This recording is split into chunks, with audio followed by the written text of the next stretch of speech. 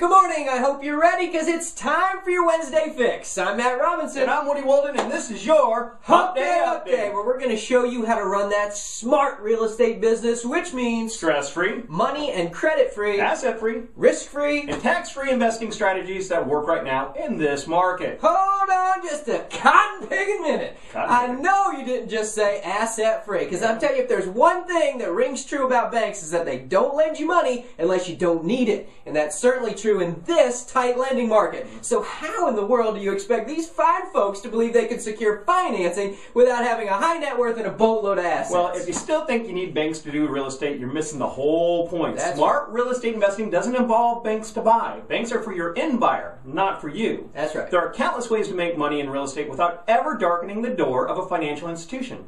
Whether it be through assignment fees, lease option consideration, owner financing, private money, transactional funding, and many, many more. The list goes on and on. That's great points, Woody. And to stay up to date on all the latest news and information on creative real estate investing, subscribe to our YouTube channel by clicking that green box right down there. And now, in the news. In an article released last week, the National Mortgage News cites some real estate industry leaders as stating that the only way the housing market will stabilize is to ramp up foreclosures and expose the inventory that's been lurking in the shadows. Now, currently about 2 million homes are expected to make up the shadow inventory in the U.S., yet that number could be as high as 7 million if you include loans that are currently in default. Now, these unnamed real estate leaders argue that these properties need to get through the system quickly and that foreclosure moratoriums and delays would actually damage home prices even more. Yeah. And you know what? And some real estate leaders are a bunch of idiots. And it's no wonder why they wanted to stay anonymous in this article. And they wouldn't put their names on the line. You know, Matt, this whole story, it's completely ludicrous. And I don't mean the rapper.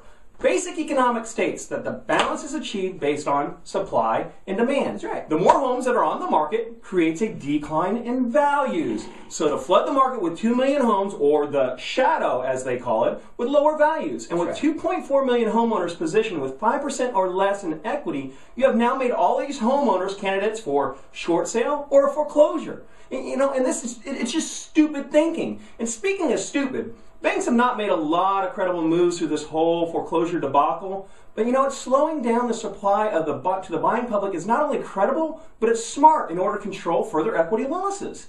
Wow, did you just give kudos to the banking industry? Oh dear, I think I did. You know, check for fever. Nurse! I need 1,000 cc's of hatred and disdain for the banking industry! Stat!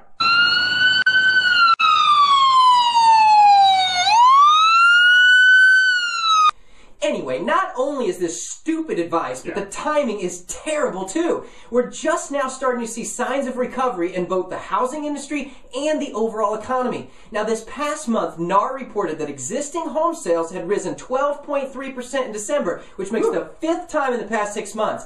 Coupled with the news that consumer spending was up 4% in the 4th quarter, which, by the way, is its strongest increase since 2006, these are some really good signs that things are finally moving in the right direction. Now, the worst thing we could possibly do right now is kick the feeble legs out from under this recovery by flooding the market with inventory. You know, we want to know your thoughts. Do you think we would be better off to flood the market with foreclosures or trickle them out over time? Do we take our medicine now to speed up the recovery, or we should be a little more systematic to try and keep the recovery moving forward? Let us know your thoughts by commenting below.